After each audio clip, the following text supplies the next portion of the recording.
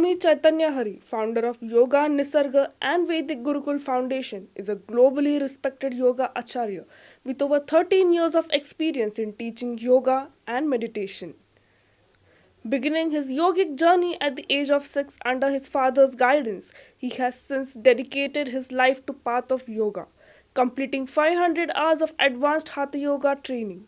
With a mission to create true yogis, Swami Chaitanya Hari has inspired thousands across India and internationally in Russia, China, Bali, and Egypt. Let's warmly welcome him to Mirror on Mirror and dive into a deep conversation with him. So, can you explain us about your yoga journey? अ, जब मैं 6 साल का था तो वही योग के साधना से मैं कनेक्ट हुआ, वो भी अपने जो बड़े ब्रदर हैं, भाई हैं, उनके माध्यम से। और धीरे धीरे धीरे जाके मुझे उसमें बहुत इंटरेस्ट लगा, तो आगे जाके हमने एक्सप्लोर किए योगा में और अलग अलग आश्रम में रहना हुआ। उसके साथ साथ में बाद में काफ़ी हिमालय में भी एक्सप्लोर किया, और जिसके माध्यम से जो अलग अलग जो हमारे गुरुज़ हैं, मास्टर्स हैं, उनके साथ बहुत कुछ सीखने के लिए मिला। तो एक ऐसे मेरी एक छोटी सी यात्रा एक योग से और एक ध्यान से मेरी शुरुआत हुई। सर, ये आपने पर्सनली और प्रोफेशनली आपने योग को हमेशा कैसे देखा है, पर्सनली और प्रोफेशनली? मैं हमेशा पर्सनली देखा हूँ कि जब तक आप पर्सनली आप तैयार ना हो तो आप प्रोफेशनली आप किसी को दे नहीं पाएंगे। और दूसरी बात है कि योगा जो है वो मेरे लिए एक पैशन है, कि जैसे आजकल लोग जो देखते हैं एज ए करियर जैसे, लेकिन वो मेरे लिए एक पैशन है। तो जो भी मैं योग में करता हूँ तो वो एक पैशनेट होके मैं करता हूँ चीज़।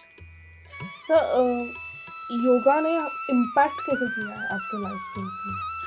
हाँ, कि देखा जाए तो बहुत बड़ा इम्पैक्ट है, कि उसको कैसे शॉर्ट शब्द में बताएं थोड़ा मुश्किल है, बट मैं ये कहूँगा कि जब मैं अपनी यात्रा शुरू की और थोड़े समय में बहुत मेरे जीवन में परिवर्तन आया। तो परिवर्तन आने के बाद ऐसा लगा कि हाँ, ये कुछ ऐसे एक पाथ है या माध्यम है, तो और भी लोगों को एक शेयर किया जा सकता है। तो Okay. So, yoga is more than just physical posture, right? Can you share some insights into deeper philosophical and spiritual aspects of it? actually yoga is not just a physical exercise. So most of the people thinking that yoga is touching your toes. It's not about touching your toes. Okay. Yeah. So योग को हमने जो समझा है अभी तक, चाहे वो भारत में हो चाहे वो विदेश में हो, तो हमने यही समझा है कि वो सिर्फ एक फिज़िकल प्रैक्टिस है। बट ये हमें समझना होगा कि अगर आप सही ढंग से, अगर अच्छे गुरु के सानिध्य में अगर साधना करते हैं तो आपको ये अनुभव मिलेगा कि योग बहुत एक समुंदर जैसा है ना, कि आप जैसे जैसे समुंदर में उतरने लगेंगे तो उसकी गहराई के पता लगने लगेगा। तो वैसा ही योग का है। लेकिन हमारा जो अक्सर जो अप्रोच है वो सिर्फ फिज़िकल तक ही है, कि बस मुझे एक स्वस्थ होना है, लेकिन उससे भी आगे हम जा सकते हैं, है ना। तो यंगस्टर्स हमेशा उसे ब्यूटी के एस्पेक्ट में ही परसीव करते आ रहे हैं कि अगर मुझे सुंदर दिखना है तो मुझे योगा करना पड़ेगा, तो वो मिथ अब कैसे बर्स्ट करना चाहिए? हाँ, इसमें दोनों चीज़ें हैं कि अच्छी भी बात है कि मैं कहता हूँ कि चलो कहीं ना कहीं उनको टॉपिक तो मिल रहा है ना। तो वैसे तो लोग योगा से तो कनेक्ट तो नहीं हो पाएंगे, है ना। तो कहीं ना कहीं वो हम ये कह पाएंगे कि चलो अगर मैं योगा करती हूँ तो अच्छा, मुझे योगा करने से वो ब्यूटी भी आ जाएगी, तो अच्छी बात है कि। और मैंने कहीं लोगों को देखा है कि वो ब्यूटी के माध्यम से आते हैं लेकिन वो योग से कनेक्ट होते हैं। तो मतलब एक बहुत अच्छा उसमें है कि लोग ऐसे भी कनेक्ट हो सकते हैं। How do you see ancient roots of yoga fitting into modern day practice? हाँ, जैसे अगर हम एंशंट योग को अगर देखते हैं तो पहले हमारा क्या सिस्टम था कि हम पूरे उसके लिए डेडिकेट थे। ओके। जैसे समझो कि आज आपके ऊपर कुछ रिस्पॉन्सिबिलिटीज़ है ना? हम सब पर एक रिस्पॉन्सिबिलिटीज़ है। हम जो हमारा एंशंट सिस्टम था, तो अगर उसको फॉलो करेंगे तो हमें सब कुछ छोड़ना पड़ेगा, है ना? लेकिन जो मॉडर्न है, तो मॉडर्न यही हमें दिखाता है कि हम सब रिस्पॉन्सिबिलिटी को निभाते हुए कि हमें योग को हम अपना एक लाइफस्टाइल बनाना है ओके। कि हम कैसे स्वस्थ हो सकते हैं, कैसे आनंदित हो सकते हैं। और हो रहा है आज जो हम एक्सपीरियंस कर रहे हैं और या एक्सपीरियंस हमें मिल रहा है, तो इस माध्यम से हमें कनेक्ट होने के लिए या हमारे लाइफस्टाइल को हम उसको एक So, what are some common misconceptions about yoga, and how would you clear it? Actually अगर उसको शॉर्ट में अगर कहा जाए कि हम योग को जो है ना सिर्फ एक बेनिफिट के लिए ना देखें, Okay. है ना? कि योग को हम उसको एक लाइफस्टाइल बनाएं। और जब हम लाइफस्टाइल को जब बनाते हैं तो हमें उसमें जो है ना मतलब एक क्लैरिटी मिल जाती है। और जो हमारे जो मिथ्स है, मिसअंडरस्टैंडिंग्स है, वो अपने आप वो दूर होने लगते हैं। हमें उसमें क्या है कि क्लैरिटी मिलने लगती है। Okay. तो उसके लिए क्लैरिटी होने के लिए हमें पहले हमें उतरना पड़ेगा, उसके लिए हमें मैट पे आना पड़ेगा, उसके लिए हमें अनुभव लेना पड़ेगा। तभी वो धीरे धीरे चीज़ें जो है ना हमें एक जैसे आपको अनुभव मिलता रहेगा, जैसे आपको अनुभव मिलेगा तो वैसे ही आपको जो क्लैरिटी मिलती रहेगी साथ में। Okay. So, what style of yoga do you practice or teach, and why does it resonate with you? Yeah, the thing is, I started with the Hatha Yoga. So Hatha Okay. Yoga is an ancient yoga, Okay. and also there are different styles of yoga at the right now. So later on, I did little bit sports in my life. Okay. So let's say after age of 15, so I did some sports. So and then I realized I need something strong. So there is a one strong yoga style, is a Ashtanga yoga. It's not Ashtanga yoga what Patanjali is saying, it's a style. So I used to practice because before my structure is built accordingly. So then later on I realized Hatha yoga is the like roots of all yoga. So but in my day-to-day life I practice Hatha yoga. Okay. So, can you elaborate Hatha yoga for our audience? हाथा योगा जो है वो एक ancient yoga है। Okay. हा means sun and था means moon.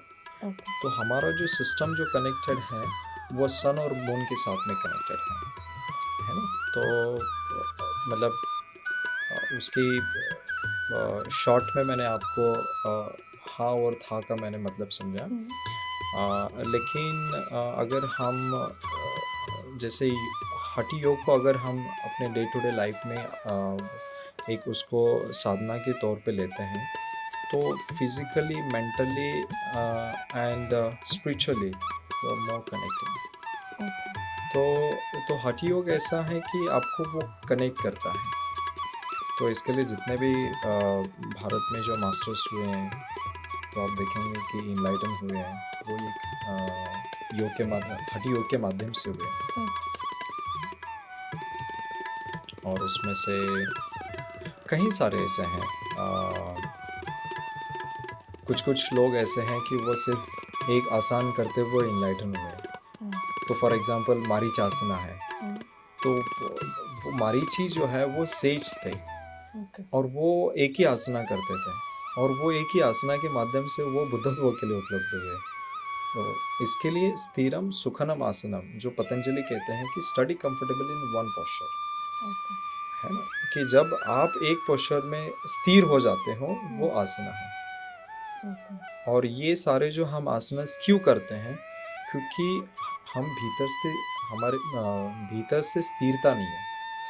तो हठ योग क्या करता है कि आपके भीतर एक स्थिरता ले आता है। है ना, वो अवस्था बनाता है कि जहाँ आप एक आसन में बैठ सकते हो। तो फिर जब आप एक आसन में आप बैठने लगते हो तो वो आपकी यात्रा शुरू होती है। तो जितने भी हम आसनास करते हैं वो एक प्रिपरेशन है, वो एक शरीर का, वो एक मन का।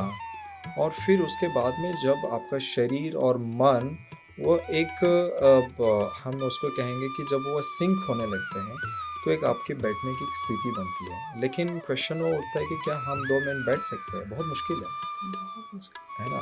तो इसी के लिए जब हम योग को अप्लाई करते हैं या योग साधना करते हैं तो ये सारा जो उसका जो प्रोसेस है वो हम कैसे एक पोस्चर्स में हम बैठ सकें, तो वो है आसन। So, how do you guide beginners who just want to start yoga? हाँ, तो बिगिनर्स के लिए क्या है कि हम बेसिकली क्या करते हैं कि उनको बेसिक आसनास दिया जाता Okay. है ना। और अगर हम उसको बहुत एडवांस आसनास अगर दिखाएंगे तो लोगों को लगेगा कि यार कि ये मेरे लिए नहीं है। तो उसमें कई ऐसे सीरीज़ हैं जिसके माध्यम से हम लोग सीरीज़ कह सकते हैं या फिर सिंपल स्ट्रेचिंग्स कह सकते हैं कि धीरे धीरे जो है ना हम शरीर से कनेक्ट करते हैं, हमारे श्वास से कनेक्ट करते हैं।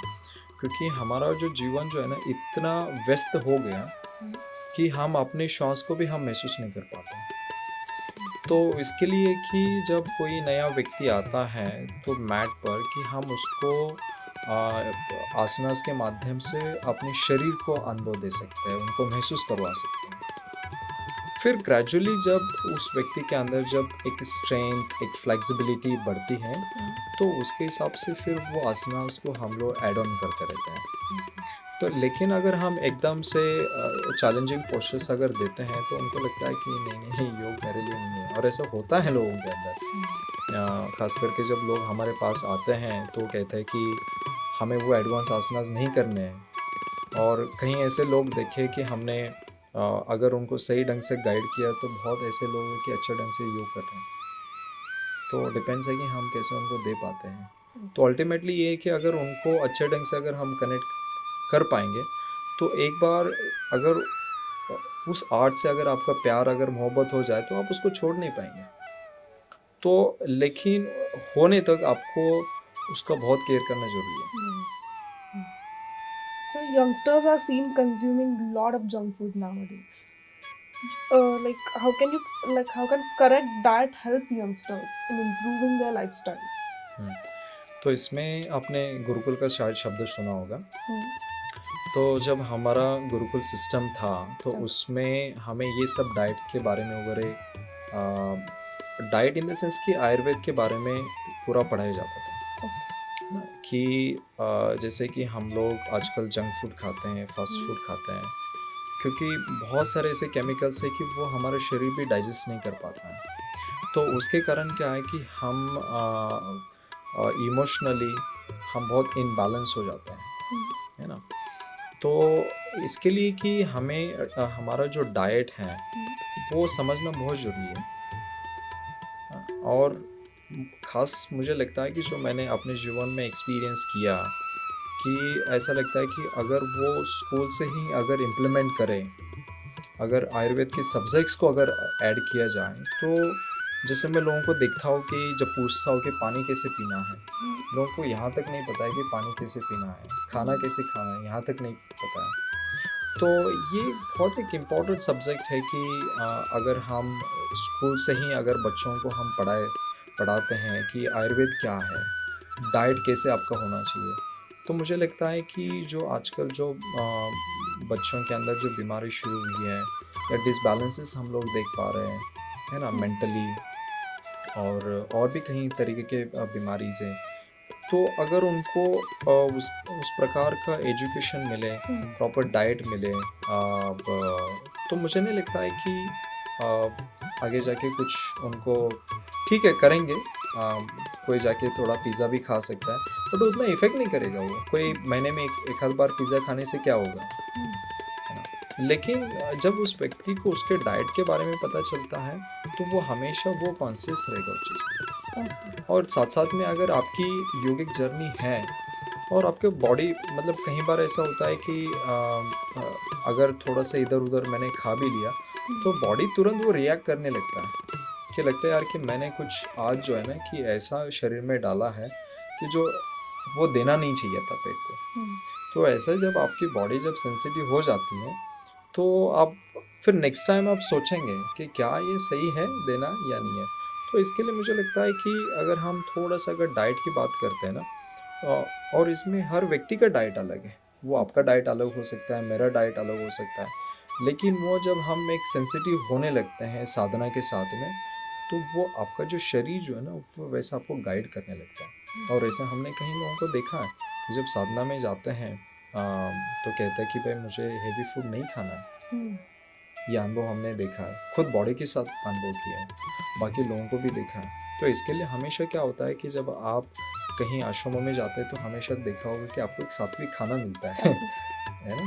तो क्योंकि बॉडी उस चीज़ को डाइजेस्ट कर लेता है। तो ये इम्पोर्टेंट है कि ये समय आ गया कि हमें कि किस प्रकार का हमें अपने शरीर को भोजन देना है। अगर आप कुछ भी डालेंगे तो फिर बीमारी होने के चांसेस हैं। अगर शरीर को स्वस्थ रखना हो तो आपको भोजन के प्रति थोड़ा अलर्ट होना होगा। सर मैंने एक शब्द सुना है तामसिक, और मुझे ये भी आपसे पूछना है कि जिस एनर्जी से हम फूड कंज्यूम करते हैं क्या वो रियली अफेक्ट करता है हमारे बॉडी को? देखिए जैसे तामसिक शब्द जो है ना आपने सुना होगी तामसिक, रजस और सात्विक। थोड़ा सा मैं और भी चीज़ मैं इसमें ऐड करूँगा कि जैसे लोगों को लगता है कि जब ये लोग साधना में आते हैं तो उन लोगों को लगता है कि नहीं नहीं मुझे तामसिक फूड नहीं लेना है। फॉर एग्जांपल जैसे आप कॉर्पोरेट्स में हो है ना, तो इसमें क्या होता है कि आपको अलग अलग लोगों के साथ डील करना होता है, बात करनी होती है, आपको एनर्जी देना पड़ता है। और जैसे योगीज है, साधु संत है, वो तो आश्रमों में बैठे रहते हैं और उनके इर्द गिर्द में भी जो लोग आते हैं थोड़ा सा उस लेवल में होते हैं है ना, ऐसे लोग होते हैं। तो यहाँ आपको एनर्जी देनी पड़ती है लोगों को, देना भी है और लेना भी, दोनों चीज़ें होता है। वो नहीं भी चाहोगे तो वो चीज़ें आ जाती है हमारे अंदर। तो इसके लिए मुझे लगता है कि जो मैंने थोड़ा बहुत इसमें जो एक्सपीरियंस किया कि थोड़ा बहुत तमस होना ज़रूरी है, नहीं तो आप समाज में या कॉर्पोरेट्स में आप फिट नहीं हो पाएंगे। अगर आप एकदम से सात्विक अगर हो गए है ना, मुश्किल है क्योंकि जब मैं भी ट्रैवल करता हूँ देखता हूँ तो बहुत चैलेंजेस आते हैं क्योंकि हर जगह आपको सात्विक फूड नहीं मिलता है, खाना नहीं मिलता है। तो इसके लिए आपको कहीं ना कहीं थोड़ा बहुत आपके जीवन में तामसिक खाना होना ज़रूरी है, तभी आप बाकी चीज़ कर पाएंगे। So how do you adapt yoga for different bodies, ages or health conditions? इसमें क्या है कि जैसे कि एक बात आपने कहा कि एजेस की पहली बात यह है कि योगा के लिए कोई एज नहीं है और जो भी ध्यान करते हैं, योग साधना करते हैं, उनके लिए कोई एज नहीं होती, कोई एज से भी आप शुरू कर सकते हैं। और सबसे इम्पोर्टेंट है कि हम उसको फिर कैसे करते हैं है ना, कि लोगों को ऐसा लगता है यार कि अभी मैं तो 50 साल की हुई हूँ या हूँ है ना, कि योगा में कैसे कर पाएंगे। और मैंने ऐसे लोगों को देखा है कि कई हमारे पास ऐसे स्टूडेंट्स भी रहे हैं कि they are more than 70+ and they are doing very well yoga, कि आपको उनको लगेगा कि नहीं है कि ये 70+ है और ऐसे भी लोग हो सकते हैं।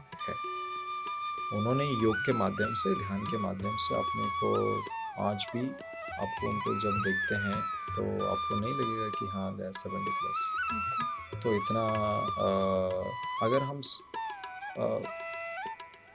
उसको एक डेडिकेशन के साथ अगर हम रोज़ योग को और ध्यान साधना अगर हम एक डेडिकेशन के साथ करेंगे तो धीरे धीरे जो है ना हमारा एज मिट जाता है।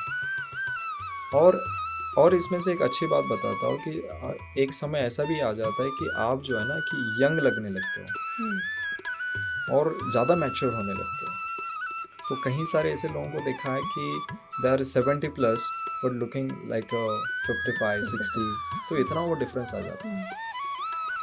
सर यहाँ पर मैं पूछना चाहूँगी कि यंगस्टर्स जो हैं वो योगा के तरफ ज़्यादा नहीं मुड़ते, पर वो जो अदर एक्सरसाइजेस है जैसे जिम हो, वेट लिफ्टिंग हो, उनका चॉइस वहाँ पे ज़्यादा है, तो वो कैसे अफेक्ट करता है? मतलब any form of physical fitness is fitness. हाँ, तो इसमें मैं कहूँगा कि अच्छी बात है ओके। कि rather than someone is sitting on the gadgets, and instead of that at least there someone is going park में जा रहे हैं या जिम में जा रहे हैं, जो भी अपना एक वर्कआउट कर रहे हैं, तो एक मैं कहता हूँ कि ऐसे ज़रूरी नहीं है कि आपको योगा ही करना है ना, कि जब मैं देखता हूँ कि लोग कुछ करें अपने शरीर को कैसे हम एक स्वस्थ रख सकते हैं, तो उसके लिए सिर्फ ऐसा एक चीज़ के लिए मैं बांध के नहीं रखता हूँ। ठीक है, अगर हो सकता है कि आज कुछ ऐसे लोगों को भी देखा है कि जब मैं रिसेंटली एक व्यक्ति को मिला था कि उन्होंने मुझे कहा कि मैं कुछ साल से मैं जिम कर रहा हूँ, लेकिन अब मुझे उसमें मज़ा नहीं आ रहा है, और अब जैसे मैं योग शुरू करने लगा तो उसका एक अलग मज़ा आने लगा। बट ये कि चुपचाप बैठने से अच्छा है कि उस व्यक्ति ने कुछ किया, फिजिकल एक्टिविटीज़, तो उसके माध्यम से क्या हुआ कि कहीं ना कहीं उसका शरीर और मन एक तैयार हुआ। और कहीं ऐसे और भी इंसिडेंट है कि लोग जैसे बॉडी बिल्डर थे, बॉडी बिल्डर में से वो लोग योग के अंदर आए हुए, ऐसे भी इंसिडेंट्स हैं। तो अच्छी बात है कहीं ना कहीं जब लोग जुड़ते हैं, चाहिए उसको हम फिज़िकल फिटनेस क्यों ना हो, लेकिन आपके माध्यम से ये कहूँगा कि लोग करें और स्वस्थ रहें। मेन स्वस्थ रहने की है, तो किसी को योग पसंद आ सकता है, किसी को जिम पसंद आ सकता है, किसी को कुछ और पसंद आ सकता है, तो अपने अपने पसंद के अनुसार कि जहाँ पे उनको लगता है कि हाँ ये मेरे लिए बेस्ट है, तो मैं कहूँगा कि हाँ वो आप उसको एक बेस्ट तौर पे आप ले सकते हैं। Okay. So, how can meditation support mental health and emotional well-being? क्योंकि अगर हम करंट सिचुएशन की अगर हम बात करें तो जैसे बच्चों से लेके बड़ों तक सबको एक स्ट्रेस है ना, और डिप्रेशन के शिकार हैं, एंजाइटीज़ हैं। जब हम लोग प्रोग्राम करते हैं तो बहुत और भी ऐसे केसेस देखे हैं मेंटल डिसऑर्डर्स, तो वो क्यों होते हैं, और उसमें एक अच्छा उपाय ये है कि वो ध्यान के माध्यम से, और डे टू डे लाइफ में अगर हम हमारे एज के अनुसार या अगर हम ज़्यादा नहीं कहूँगा कि जब लोग मुझे एक पूछते हैं कि ध्यान मतलब कितने देर तक करना चाहिए, हमेशा लोगों को कहता हूँ कि 5 मिनट से आप शुरू करिए, है ना, कि धीरे धीरे 5 मिनट से लेके आप 1 घंटे तक आप लेके जा सकते हो। तो जो हमारे जो इश्यूज़ हैं जैसे स्ट्रेस डील कर रहे हैं या डिप्रेशन है, तो काफ़ी इसमें हेल्प है। और इसी के लिए जैसे मैं अभी वेस्टर्नर्स को मैं देखता हूँ कि ये लोग पहले जो मेडिसिन्स का बहुत हेवी यूज़ होता था, और जब इनको जो टेस्ट मिला है, वो चाहिए वो योग के माध्यम से हो, चाहिए वो ध्यान के माध्यम से हो, मेडिटेशन के माध्यम से, तो लोग जैसे आश्रमों में जाता हूँ तो लोगों को देखता हूँ कि बहुत इंटरेस्ट के साथ करते हैं, और उस चीज़ से ये लोग बाहर भी आए हैं। तो इसके लिए उसके लिए कोई ऐसी दवाई नहीं है, उसके लिए एक ही दवा है, ध्यान और योग। तो जितना हम हमारा ध्यान और योग को लाइफस्टाइल बनाएंगे तो उससे क्या होगा कि उतना ही हमारा जो जीवन है सुंदर बनेगा, आनंदित बनेगा, तो ताकि हम जो बीमारीज़ हैं तो उससे हम दूर रह पाएंगे।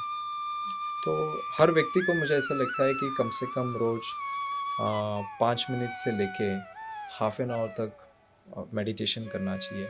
अब लोगों को लगता है कि मेडिटेशन क्या है, सिंपल टेक्निक मैं बताता हूँ, कुछ नहीं करना है। जैसे आप ऑफिस में हैं, है ना, तो आपको जैसे ब्रेक टाइम होता है, या आप जैसे कि लैपटॉप के सामने आप काम कर रहे हैं, तो 2 मिनट के लिए आपको शांत हो जाना है, आंखें बंद करना है, और अपने आते जाते श्वास को देखना है, और कुछ नहीं करना। आंखें बंद रहेगी आपकी, और आपको श्वास के साथ आपको भीतर जाना है, बाहर आना है।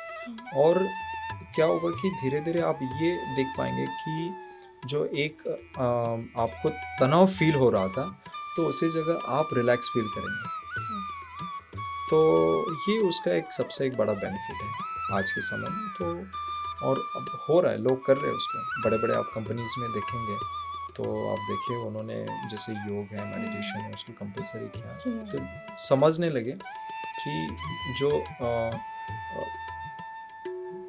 मेडिसिन से नहीं हो सकता है वो योग और ध्यान से हो सकता है। So, what role does pranayama play in person's personal life? तो प्राणायाम जो है वो हमारे प्राण से कनेक्टेड है ना। तो उसको हम अगर इंग्लिश में कहें तो वाइटल फोर्स एनर्जी।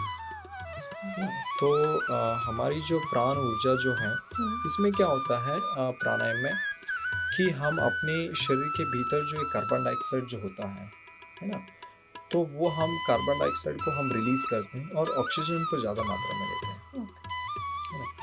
तो जितना आपके शरीर में कार्बन डाइऑक्साइड होगा तो उतना ही आपका मन जो है ना वो अप एंड डाउन चलेगा। तो इसके लिए आप योगियों को देखिए, साधु संतों को देखिए, वो आपको रिलैक्स नज़र आएंगे, शांत नज़र आएंगे। क्यों? उनके शरीर के भीतर ज़्यादा ऑक्सीजन की मात्रा है ना। तो प्राणायाम से क्या है कि हम ज़्यादा ऑक्सीजन को लेते हैं, नंबर 1। और नंबर 2, इसमें हमारे जो आपने देखा होगा प्राणायाम में अलग अलग प्राणायामास, तो वो अलग अलग प्राणायामास वो अलग अलग हमारे सिस्टम पर वो इफेक्ट करता है। जैसे समझो कि उसमें से एक एग्जांपल बताता हूँ कि नाड़ी शोधन है। तो हमारे शरीर में जो 72,000 नाड़ीज जो है उसको प्यूरिफाई करने को वो काम करता है। ये छोटा सा प्राणायाम है बट उसका इफेक्ट बहुत बड़ा है। तो इसके लिए अगर हम देखा जाए कि जो भी लोग योग करते हैं तो उसके साथ वो प्राणायाम बहुत इम्पोर्टेंट है। तो प्राणायाम जो है ना हर एंगल से योग के साथ साथ जितना योग इम्पोर्टेंट है उतना ही प्राणायाम भी इम्पोर्टेंट है। So, it is believed that spiritual practices are always to be practiced in morning only. A lot of people have fear of getting up early in the morning. Like, what do you have to say about that? जैसे जैसे मैं कहूँ कि जो लोग corporates में काम करते हैं, जॉब करते हैं, है ना, तो कुछ ऐसे शिफ्ट्स होते हैं कि वो मिडनाइट तक चलते हैं या थ्रू आउट नाइट भी होता है। तो ऐसे लोगों को तो पॉसिबल ही नहीं है कि वो लोग कई ऐसे मेरे दोस्त हैं वो लोग 12-1 बजे आते हैं और तो वो तो पॉसिबल नहीं है। तो पॉसिबल किसके लिए है कि जो व्यक्ति थोड़ा सा मतलब हम ऐसे समझे कि जिनको योग में गहराई में जाना है। और दूसरी बात इसमें क्या है कि हर व्यक्ति को उसके बॉडी के अनुसार कि 6 से लेकर 8 घंटे का नींद होना बहुत ज़रूरी है। अगर वो आपके शरीर को अगर 6 से लेकर 8 घंटे के बीच में अगर आपको नींद नहीं मिलती है तो बीमारी होने के चांसेस होते हैं। तो इसके लिए जो नींद जो है अगर पूरी हुई तो आपका शरीर और मन स्वस्थ होगा, तभी आप अच्छे से काम कर पाएंगे या जो भी आप अपने लाइफ में साधना आप करना चाहते हो वो कर पाएंगे। नहीं तो हमेशा क्या होगा कि अगर आप ऑफिस में भी हो तो कहीं आपको नींद आने लगेगी। तो ये उसके लिए होता है कि जब अपनी नींद पूरी नहीं होती है तो उसके लिए कोई ज़रूरी नहीं है कि आपको अर्ली मॉर्निंग में ही उठना है। लेकिन मैं इसमें ये करना चाहूँगा कि आप कभी भी उठें अपने स्केड्यूल के अनुसार, कि एक समझना है कि 24 घंटे में से मुझे 1 घंटा अपने शरीर के लिए देना ही है। तो उससे क्या हो जाएगा, अगर हम रोज 1 घंटा अपने शरीर के लिए देंगे तो धीरे धीरे धीरे जो ना हम 3 महीने के अंदर की बहुत बड़ा एक परिवर्तन देखेंगे। और तो इसी के लिए मैं ज़्यादा नहीं कहता हूँ, बाकी का जो समय है फैमिली हो, फ्रेंड्स हो, जॉब है, हम हर चीज़ के लिए हम दे सकते हैं। बट हमें एक अगर हमें कुछ अचीव करना हो या फिर हमें स्वस्थ रहना हो अपने जीवन में, कि हमें ये देखना पड़ेगा कि 1 घंटा अपने को देना है रोज। So, how can someone integrate simple yoga practices into their busy schedules? तो इसमें जैसे कि ये कहूँगा कि फॉर एग्ज़ाम्पल आपके पास ज़्यादा टाइम नहीं है और अगर आपको पता है कि सूर्य नमस्कार कैसे करना है ना, तो 15 मिनट तो है 10-15 मिनट तो इतना तो हम कर ही सकते हैं, है ना? जब हमारा शेड्यूल बिज़ी हो, तो उसमें एक काम ऐसा कर सकते हैं कि सिर्फ़ आप सूर्य नमस्कार को करने से भी तो पूरे शरीर का उसमें व्यायाम हो जाता है। हम्म, और जब आपके पास टाइम है, तो आप जैसे 1 घंटा, 1.5 घंटा आप उसका अभ्यास कर सकते हैं। लेकिन जब आपके पास समय नहीं है, तो आप जैसे 6-7 राउंड सूर्य नमस्कार करके भी आप थोड़ा रिलैक्सेशन करके आप अपने शेड्यूल को कंटिन्यू कर सकते हैं उसमें। okay. So, do you think yoga can help with modern day challenges like stress and digital burnout? Definitely.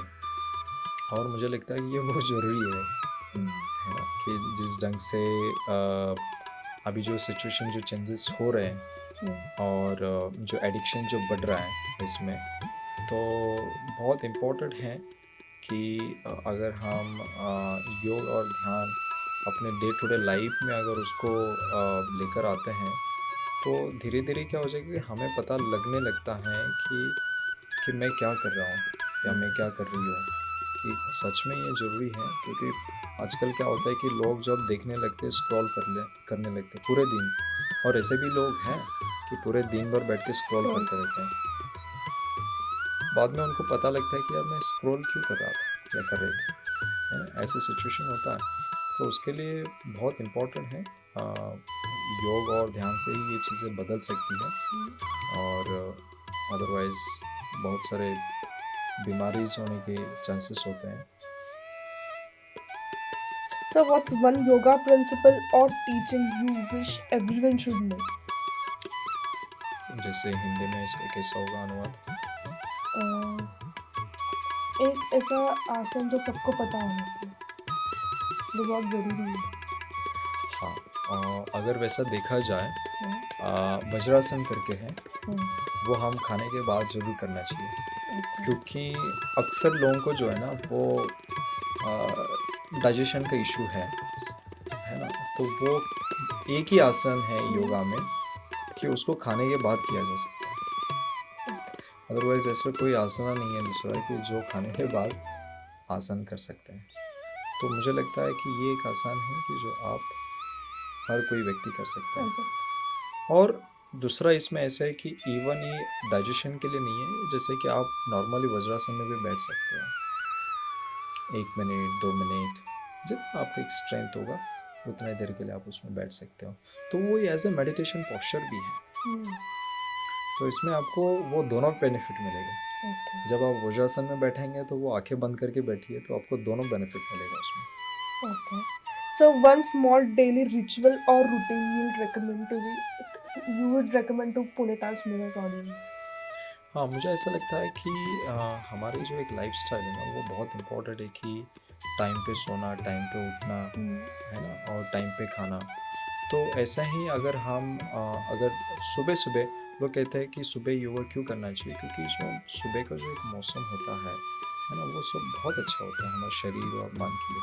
वो और स्वस्थ बनाता है। Okay. तो इसके लिए जब हम सुबह अगर योग को अपने रूटीन में डालेंगे, तो स्वस्थ बनेंगे, लेकिन और स्वस्थ आप बन सकते हैं, आनंदित बन सकते हैं। तो इसके लिए बहुत इम्पोर्टेंट है कि आप अपने डेली रूटीन में थोड़ा-सा आप चीज़ें Okay. So we are releasing this podcast on International Yoga Day. So what would your ideal Yoga Day celebration look like? अभी जो ख़ास करके जो होता है, सिर्फ़ वो इंटरनेशनल योगा डे पर ही नहीं है, लेकिन जो ये 3 मंथ्स का जो हमारा प्रोसेस होता है, Hmm. वैसा होता है कि अभी कंटिन्यूअसली हम लोगों के प्रोग्राम शुरू होते हैं। Hmm. और अलग-अलग संस्थाओं में और अलग-अलग जगहों पे। तो और एक इंटरनेशनल योगा डे जो है ना वो एक माध्यम है कि अपने से कनेक्ट होना और भी लोगों के साथ, एक सेलिब्रेशन है कि कि, कि उस प्लेटफॉर्म पर हम लोग आते हैं, सेलिब्रेट करते हैं। और बहुत अच्छी बात है कि उसको सिर्फ एक ही दिन उसको सेलिब्रेट ना करें, Hmm. तो कि हर रोज़ योग को हम सेलिब्रेट करें हमारे डेली लाइफ में। Hmm. तो जैसे मैं देखता हूँ कि इंटरनेशनल योगा डे के बाद लोग बहुत आनंदित लगते हैं, है ना? तो मुझे लगता है कि वो डेफ़िनेटली अगर आप उसको डे टू डे लाइफ़ में अगर आप उसको अप्लाई करेंगे तो आप समझ सकते हैं कि हम मतलब एक छोटी-सी विधि है जो हमारे गुरुओं से मिला हुआ है, वो कितना आपको आनंदित और शांत बना सकता है।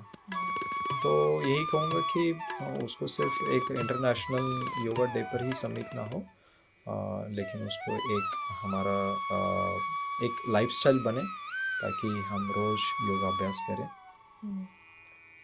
यंगस्टर्स को आप क्या मैसेज देना चाहोगे? यंगस्टर्स को योग के माध्यम से या कैसे? योग के माध्यम से। हाँ। और मुझे लगता है कि हर यंगस्टर्स को अगर सिर्फ यंगस्टर्स को नहीं है लेकिन हर व्यक्ति को अगर स्वस्थ रहना हो तो वो योग, ध्यान और बाकी सारे बहुत सारे ऐसे एक्टिविटीज़ हैं जिसको हम क्रिएटिव एक्टिविटीज़ कह सकते हैं हम्म, कि जिसके माध्यम से हम आनंदित हो सकते हैं, स्वस्थ हो सकते हैं। तो instead of using the gadgets, है ना? और ट्रैवलिंग भी है, एडवेंचर भी है, जिसको हम एक्सप्लोर कर सकते हैं, है ना? तो जिससे हम एक एक एक हमें एक आनंदित कैसे हो सकते हैं? उसके उसके लिए कोई ज़रूरी नहीं है कि आपको सिर्फ योग ही करना हो। तो उसके लिए आप आर्ट के माध्यम से भी कर सकते हो, पेंटिंग के माध्यम से भी आप वो कर सकते हो, है ना? डांस के माध्यम से आप कर सकते हो, सिंगिंग के माध्यम से कर सकते हो। तो उससे क्या हो जाएगा कि जितने भी आप आर्ट फॉर्म को एक्सप्लोर करेंगे, तो जो एनर्जी गैजेट्स की तरफ जा रही है, वही एनर्जी वो क्रिएटिविटी की तरफ जाएगी और वही क्रिएटिविटी आपको एक वही पैशन आपको एक बहुत बड़ा प्लेटफॉर्म दिला सकता है ना? तो अदरवाइज़ हम गैजेट्स में फँसे रहेंगे तो फिर लाइफ बहुत अप एंड डाउन भी हो सकता है। तो डिपेंड्स है कि हम Definitely, sir. So it was wonderful having conversation with you. Thank you, मैं I तो enjoyed the podcast, sir. Thank you for tuning in. I am Madhupriya from Pune Times Mirror.